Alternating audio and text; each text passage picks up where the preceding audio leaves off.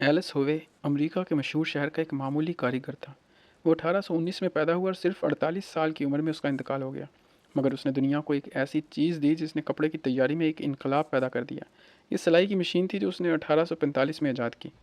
Else ہووے نے جو مشین بنائی اس کی سوئی میں دھاگا ڈالنے کے لیے ابتداً سوئی کی جڑ کی طرف چھید ہوتا تھا، جیسا کہ عام طور پر ہاتھ کی سوئیوں میں ہوتا ہے۔ ہزاروں برس سے انسان سوئی کی جڑ میں چھید کرتا آ رہا تھا، اس لیے ایلس ہووے نے جب سلائی مشین تیار کی تو اس میں بھی عام رواج کے مطابق اس نے جڑ کی طرف چھید بنایا۔ اس کی وجہ سے اس کی مشین ٹھیک کام نہیں کرتی تھی۔ شروع میں وہ اپنی مشین سے صرف جوتا سی سکتا تھا، کپڑے کی سلائی اس مشین پر ممکن نہ تھی۔ ایلس ہووے ایک عرصہ تک اسی کشمکش میں رہا، مگر اس کی سمجھ میں اس کا کوئی حل نہ آتا تھا۔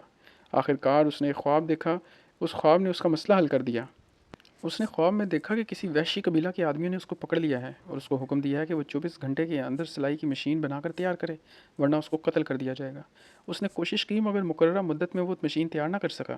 جب وقت پورا ہو گیا تو قبیلہ کے لوگوں نے اس کو مارنے کے لیے دوڑ پڑے۔ ان کے ہاتھ میں ایک برچھا تھا۔ ہووے نے غور سے دیکھا تو ہر برچھے کی نوک پر ایک سوراخ تھا۔ یہی دیکھتے ہوئے اس کی آنکھ کھل گئی۔ ہووے کو آغاز مل گیا۔ اس نے برچھے کی طرح اپنی سوئی میں بھی نوک کی طرف چھید بنایا اور اس میں دھاگا ڈالا۔ اب مسئلہ حل تھا۔ دھاگے کا چھید اوپر ہونے کی وجہ سے جو مشین کام نہیں کر رہی تھی، وہ نیچے کی طرف چھید بنانے کے بعد بخوبی کام کرنے لگی۔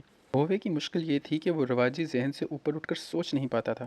وہ سمجھ رہا تھا کہ جو چیز ہزاروں سال سے چلی آ رہی ہے وہ صحیح ہے۔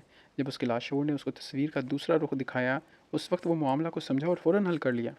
جب آدمی اپنے آپ کو ہمتاً کسی کام میں لگا دے تو وہ اسی طرح اس کے رازوں کو پا لیتا ہے جس طرح ہووے نے پایا۔